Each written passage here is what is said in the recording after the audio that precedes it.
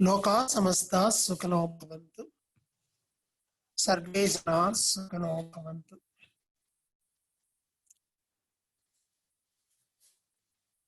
బ్రహ్మజ్ఞానంలో మనం బ్రహ్మం అంటే ఏంటి, ఆ బ్రహ్మంలో ఉండేటటువంటి 4 గుణాలు అని చెప్పబడేటటువంటి పూర్ణత్వము, మహాశక్తి, జ్ఞానము, కలము అనే వాటిలో పూర్ణత్వం వరకు మనం చెప్పుకున్నాం. ఈరోజు మహాశక్తిని గురించి చెప్పుకుందాం.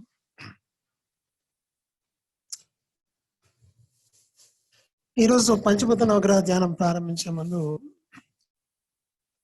గురు వందనము, దైవ వందనము టైం లేదు కాబట్టి వద్దని చెప్పి అన్నాను. కానీ ప్రతిరోజు మనం పాడుతూ ఉన్నాం కాబట్టి మీ అందరూ కూడా తెలుసు. దైవ వందనంలో ఎక్కువగా మా తెలుగు వాళ్ళు ఈ పాటనే, స్వామీజీ ఈ పాటనే పాడతారు. సర్వశక్తి దైవమది, దేనిని విడువక ఉన్నదది. ఈ మొదటి చరణం ఏదైతే ఉందో ఆ మొదటి చరణంలో మొట్టమొదటి 2 పదాలు ఏవైతే ఉన్నాయో, సర్వశక్తి దైవమది అంటే సర్వశక్తులు కలిగినటువంటి దైవం. భగవస్థితికి చెప్పుకున్నాం. భగవస్థితి అనేటటువంటిది దైవం. ఆ దైవం అనే దాన్ని లోపల అన్ని శక్తులు కూడా నిండి ఉన్నాయి. ఎక్కడి నుంచి వచ్చాయి అన్ని శక్తులు అని చెప్పినప్పుడు, మనం ఆ భగవస్థితిని లేదా దైవాన్ని వేరేదన్నా పెట్టండి, ఆకాశము, స్పేస్, ప్యూర్ స్పేస్, శుద్ధ బయలు అని చెప్పాను. దీన్ని శూన్యము అని చెప్పంటారు, కానీ అది శూన్యం కాదు, అది పూర్ణము అని కూడా చెప్తాం. ఆ ఆకాశంలో బయటపడినటువంటి అవ్యక్తమైనటువంటి ఈ గుణాలు 4 ఏవైతే ఉన్నాయో వాటిలో ఈ మహాశక్తి కూడా ఒకటి. ఎంత శక్తి ఆకాశంలో నిండి ఉంది అన్నప్పుడు మీ అందరికి కూడా నేను వివరించేటప్పుడు చెప్పాను. ఈ సమస్త విశ్వంలో ఉండేటటువంటి గ్రహ నక్షత్ర రాశులన్నీ కూడా ఆ ఆకాశంలో తేలియాడుతా ఉన్నాయని చెప్పంటే,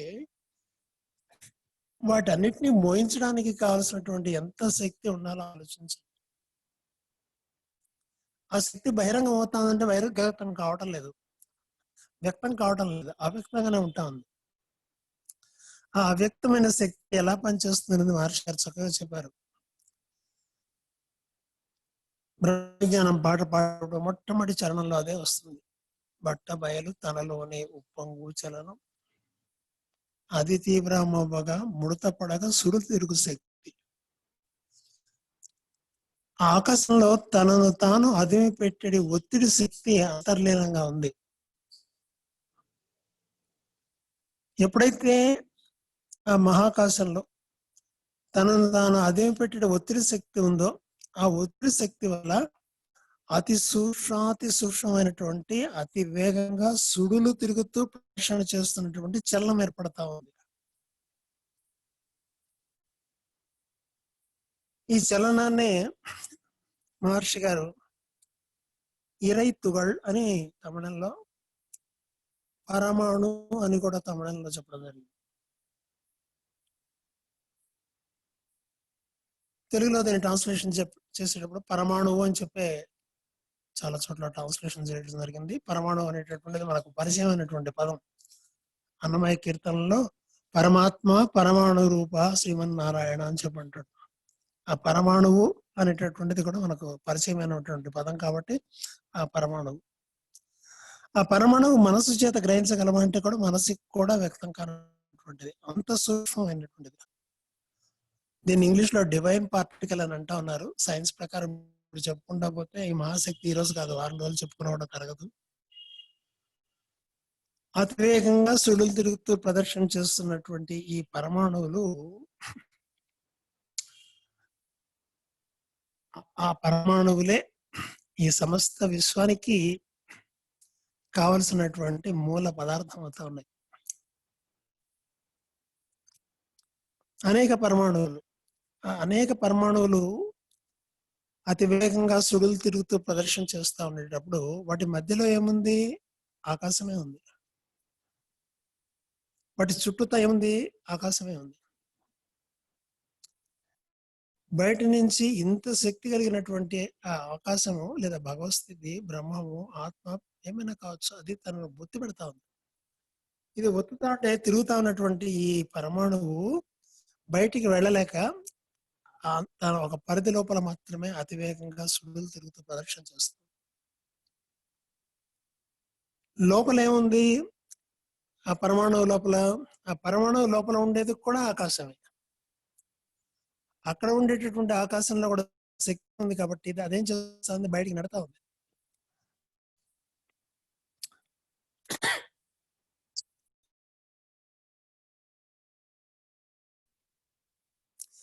బయట ఉండే ఆకాశం ఆ పరమాణువు చుట్టూతా ఒత్తుతా ఉన్నట్లయితే, లోపల ఉండేటటువంటి ఆకాశం ఆ పరమాణువుని బయటికి నడతా ఉండేటట్లయితే, ఒక నిర్దిష్టమైనటువంటి కక్షల్లోనే అతివేగంగా సుడులు తిరుగుతూ ప్రదర్శన చేస్తున్నటువంటి ఆ పరమాణువు ఏర్పడతా ఉంది.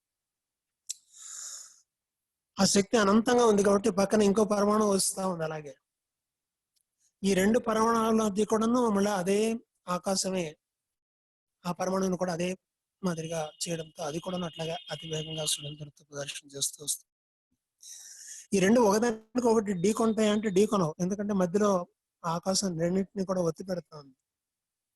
దాంతో ఏమవుతా ఉంది, ఇవి రెండు కూడాను ఒకదానికొకటి నిర్దిష్టమైనటువంటి దూరంలోనే ఉంటాయి, కానీ ఒకదానికొకటి కలిసిపోయేటటువంటి ప్రసక్తి రాదు. ఈ రకంగా పరమాణువుల సముదాయం చేత ఏర్పడినటువంటి మొట్టమొదటి అణువు ఏదైతే ఉందో, అంటే అణువు అనేటప్పటికీ అనేక పరమాణువుల సముదాయం, ఆ అణువే ఆకాశంగా రూపుదిద్దుకుంటా ఉంది. ఇంగ్లీష్ లో ఈథర్ అని చెప్పంటారు. ఆ ఆకాశం అంటే భూతాకాశం అని చెప్పంటా ఉన్నాం. ఆకాశంగా ఏర్పడతా ఉంది. భూతాకాశంగా ఆ భూతాకాశం నుంచే మిగిలిన 4 భూతాలు కూడా ఉత్పన్నమవుతా ఉన్నాయి.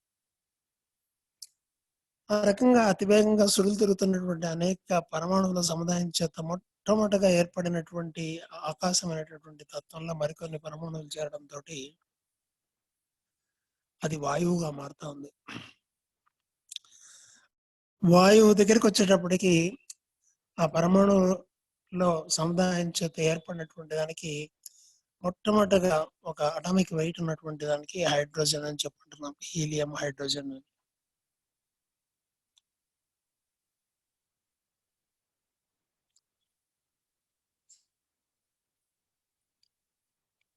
ఈ రకంగా మొట్టమొదట ఆకాశం నుంచి వాయువు ఉత్పన్నం అయినట్లయితే ఆ రెండు వాయువుల సమ్మేళనం చేత అనంతమైనటువంటి శక్తి మధ్యలో ఉండడం చేత ఆ ఒరిపిడి వల్ల అగ్ని ఉత్పన్నమై అవి ఆక్సిజన్, హైడ్రోజన్ గా మారడంతో అవి నీరుగా మారడం జరుగుతుంది. అంటే వాయువుల సమ్మేళనం వల్ల ఉత్పన్నమైనటువంటి ఉష్ణము, వేడి, దానివల్ల వాయువుల సమ్మేళనంతో ఏర్పడినటువంటి ద్రవం, జలం. ఆ వేడి నుంచి ఎప్పుడైతే చల్లబడతా ఉందో ఆ ద్రవ పదార్థం ఘనీభవిస్తా ఉంది.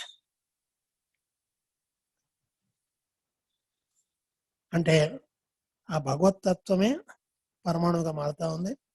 ఆ పరమాణువుల సముదాయమే పంచభూతాల్లో మొట్టమొదటినటువంటి ఆకాశంగా మారుతా ఉంది. ఆ ఆకాశం నుంచి వాయువు ఉత్పన్నం అవుతా ఉంది. వాయువు నుంచి అగ్ని, అగ్ని వలన నీరు, నీటి వలన భూమి ఏర్పడుతుంది. అంటే ఇప్పుడు ఈ ఏర్పడినటువంటి పంచభూతాలన్నిటిని కూడాను చూసుకున్నట్లయితే దేని వల్ల ఏర్పడతా ఉన్నాయి? భగవత్ స్థితిలో అంతర్లీనంగా తనను తాను అదిపెట్టే ఒత్తిడి శక్తి ఉండడం వల్ల ఏర్పడినటువంటి పరమాణువుల సముదాయం చేత ఈ పంచభూతాలు ఏర్పడతా ఉన్నాయి. అంటే ఈ పంచభూతాలన్నీ కూడా పరమాత్ముడి యొక్క తన్మార్పే. తన్మార్పు అన్నప్పుడు భగవంతుడే ఆకాశంగా మారింది, ఆ భగవత్ స్వరూపమే వాయువుగా మారింది, ఆ వాయువే నీరుగా, అగ్నిగా మారింది, ఆ అగ్నే నీరుగా మారింది, ఆ నీరే భూమిగా మారింది. అందుకే మన హిందూ ఫిలాసఫీలో, భారతదేశంలో ఉండేటటువంటి ఆ తత్వాలన్నింటిలో కూడాను ఈ పంచభూతాలకు విశిష్టమైనటువంటి స్థానం ఉంది.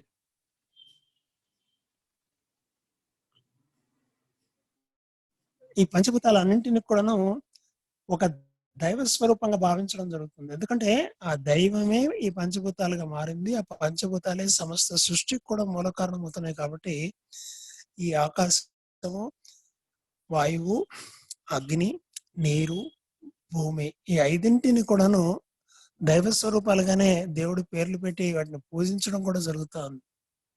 అంటే ఆ కాలంలో సైన్స్ ఇంతగా డెవలప్ కాలేదు కాబట్టి సాంకేతికంగా దీన్ని వివరించడానికి కుదరదు కాబట్టి పురాణ రూపంలో మన కథలు చెప్పినప్పటికీ కూడా ఆ కథల్లో దైవానికి ఒక రూపం ఇచ్చి, అగ్నికి ఒక రూపం ఇచ్చి, వాయువుకి ఒక రూపం ఇచ్చి, వాయుదేవుడు, అగ్నిదేవుడు అని పేర్లు పెట్టి మనం వాటి యొక్క ఆ పంచభూతాల యొక్క గొప్పదనాన్ని సన్నతిస్తూ పూజిస్తూ వస్తా ఉన్నాం. తెలిసినో తెలియకుండానో చేస్తూ వస్తా ఉన్నాం. వాటి యొక్క తత్వాన్ని మనకు బహిర్గతం చేసినటువంటి వేదాద్రి మహర్షి గారు. పంచభూతాలతో ఆగుతుందా, పంచభూతాలతో ఆగడం ఎప్పుడైతే ఈ పంచభూతాల సమ్మేళనం వల్ల అనేక గ్రహాలు, నక్షత్రాలు ఏర్పడతా ఉన్నాయో అవన్నీ కూడా విశ్వం యొక్క తన్మార్పు అనేటటువంటి హెడ్డింగ్ లో చెప్పడం జరుగుతుంది. అందరూ కూడా ఇంటెన్సివ్ కోర్సులో పార్టిసిపేట్ చేసినట్లయితే, అలాగే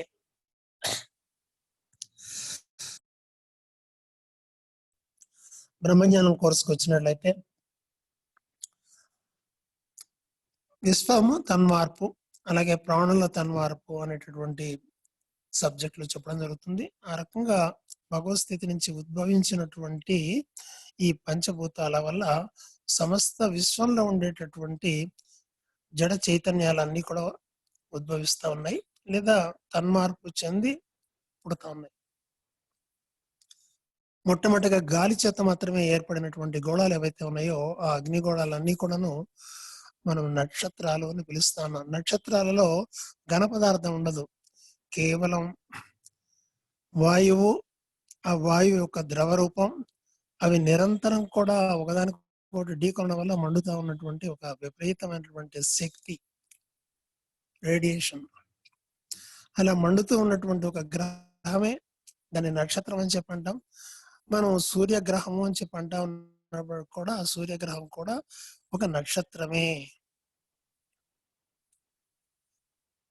అలా మండుతూ ఉన్నటువంటి గ్రహం చల్లబడి ఉన్నట్లయితే, చల్లబడ్డం అంటే మనం ఏదో ఫ్రిడ్జ్ లో కాసిన నీళ్లు పెట్టినట్లయితే అది ఐస్ గడ్డ కట్టినట్టు ఒక 5 నిమిషాల్లో, 10 నిమిషాల్లో, లేకపోతే గంట 2 గంటల్లో, ఒక పూటలో అయ్యేది కాదు.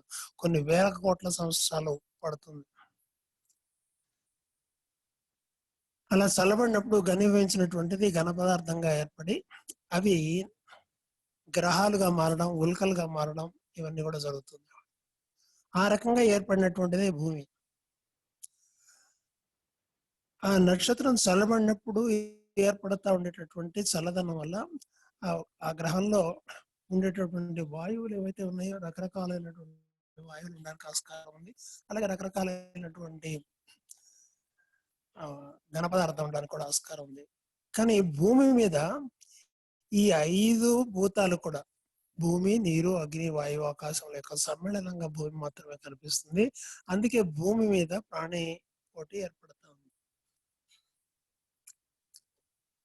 మొట్టమొదట ఏకకణ జీవి ప్రారంభమైంది. ఆ ఏకకణ జీవి ఈ భూమి ఏర్పడినప్పుడు ఆ భూమిలో ఉండేటటువంటి సముద్రం నీరు, ఘన పదార్థమైనటువంటి భూమి, ఈ రెండిటికి అట్టడుగున ఉండేటటువంటి ఒక విపరీతమైన ఇప్పటికి కూడా ఆ మండుతా ఉన్నటువంటి అగ్ని, ఈ మూడింటి వలన, అలాగే పైన సూర్యుడు యొక్క ప్రకాశం నుంచి వస్తున్నటువంటి వేడి వలన సముద్రము, భూమి కలిసే చోట ఆ చోట్లో ఈ నీరు ఆవిరి కావడం, ఘనీభవించడం, ఆవిరి కావడం, ఘనీభవించడం అనేటువంటి ఒక ప్రతిరోజు జరుగుతూ వస్తున్నటువంటి క్రమంలో ఆ మాలిక్యూల్ లోపల, అంటే ఆ అణువుల సముదాయం లోపల నీరు పైకి కిందకి పైకి కిందకి చలనం ఏర్పడుతూ రావడం వల్ల అక్కడ ఏకకణ జీవి ప్రాణి ఏర్పడుతుంది. అలా ఏకకణ జీవి నుంచి ఏకకణ జీవులే చెట్లుగా, ఆ చెట్లు నుంచి మనిషి వరకు జంతుజాలం అంతా రావడం, మనిషిగా రూపుదిద్దుకోవడం జరుగుతుంది. ఈ రకంగా మీరు చూసినట్లయితే మనిషి దగ్గర నుంచి భగవతత్వం వరకు కూడా అన్ని కూడా పరిణామ క్రమంలో భగవంతుడి యొక్క తన్మార్పు చేతనే ఇవన్నీ కూడా ఏర్పడినాయి. ఆ భగవంతుడి లోపల ఉండేటటువంటి మహాశక్తి యొక్క సముదాయం వలనే ఈ సమస్త విశ్వంలో ఉండే జడ చైతన్యాలన్నీ కూడా ఏర్పడినాయి అని చెప్పి మనం తెలుసుకోగలుగుతాం. ఇది కేవలం స్వామీజీ మాత్రమే చెప్పారా అంటే సైన్స్ లో కూడాను దీన్ని పరిణామ సిద్ధాంతము, డార్విన్ సిద్ధాంతం ప్రకారం ఏ రకంగా పరిణామంలో ఏకకణ జీవి నుంచి మనిషి వరకు వచ్చాడు, కోతుల నుంచి మనిషి వచ్చాడు అని. అందుకే మనిషికి బయటకి మనిషిలాగా కనిపిస్తున్నా బుద్ధి మాత్రం కోతి బుద్ధి అని చెప్పుంటారు.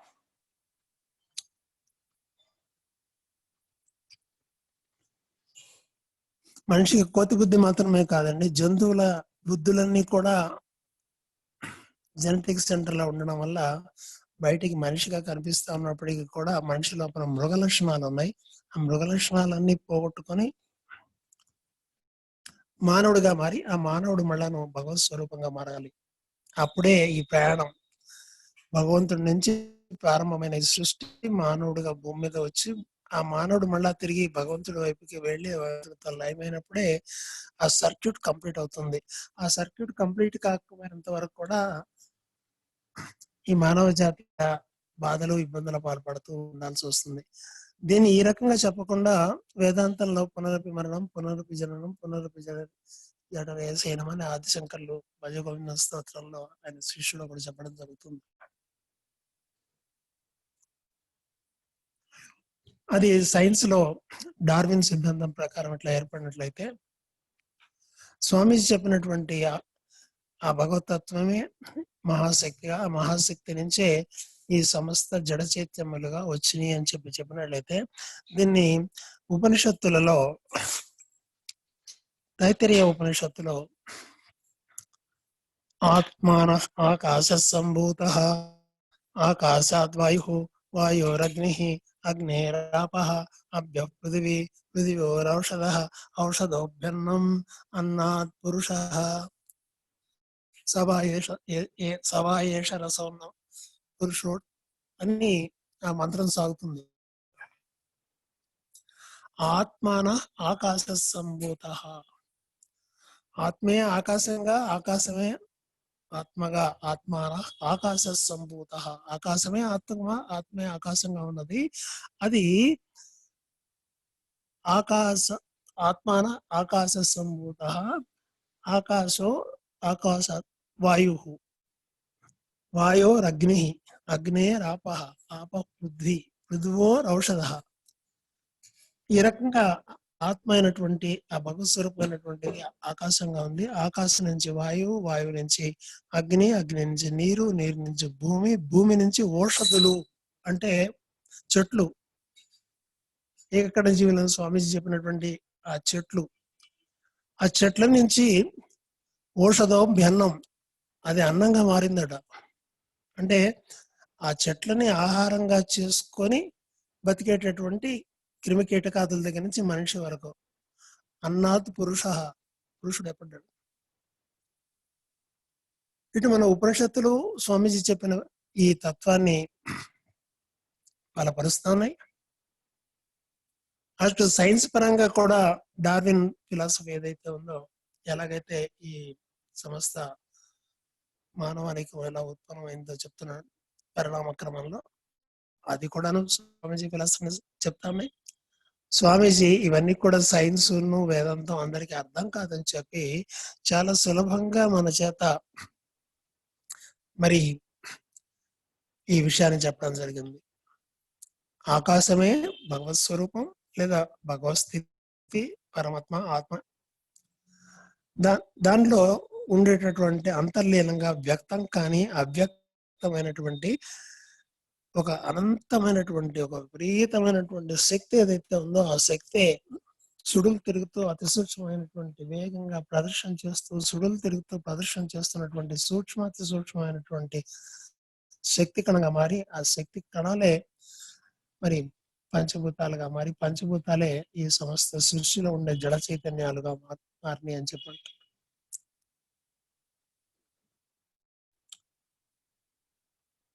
దాన్ని మనం గురువందనంలో పాడేటప్పుడు సర్వశక్తి దైవం అది, దేనిని విడవక ఉన్నది. ఈ సమస్త విశ్వంలో ఉండే జడ చైతన్యాలు అన్నింటి లోపల కూడాను ఆ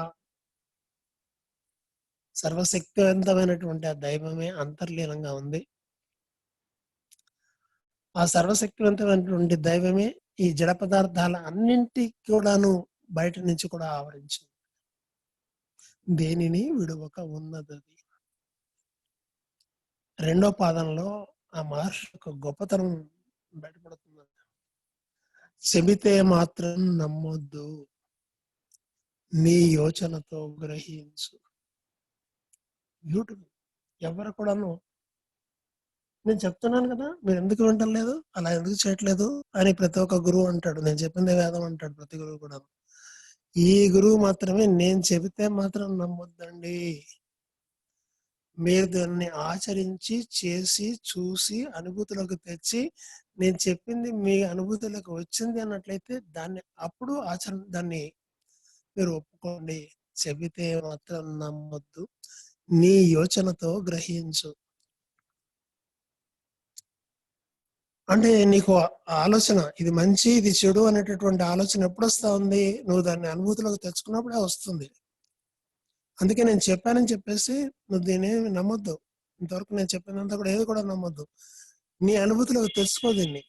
ఆ అనుభూతిలోకి తెచ్చుకున్న తర్వాత నీకు ఇది ఆ అనుభూతిలోకి ఎప్పుడైతే వస్తుందో అప్పుడు నేను చెప్పేటటువంటిది దాని మీద ఇది నిజమేను అనేటటువంటిది తెలిసిపోతుంది. ఏ గురువు కూడా చెప్పండి. అందుకే చెప్పాను 2-3 రోజుల క్రితం కూడా, ఒక బ్రహ్మజ్ఞాని మాత్రమే ఇంకొక బ్రహ్మజ్ఞానిని తయారు చేయగలడు, ఆ భగవత్ తత్వం కూడా బ్రహ్మజ్ఞానిని తయారు చేయలేదని. ఇక్కడ ఆయన అందుకే సాధనకి చాలా చాలా చాలా చాలా ఇంపార్టెంట్ ఇస్తున్నాడు, ఉపన్యాసాలకు కాదు. ఆ భగవతత్వంతో లయం కావాలంటే కుండలిని శక్తి మూలాధారం నుంచి ఆజ్ఞాచక్రాన్ని తీసుకొచ్చి ఆ ఆజ్ఞాచక్రంలో కుండలిని శక్తిని గమనిస్తూ ఉండడం ధ్యానం వరకే అవుతా ఉంది, లయం కావడంలా. మనసు ఆ ప్రాణంతో లయం కావాలి. ఆ ప్రాణంతో లయమైన మనసు శరీరం నుంచి బయటికి రావాలి.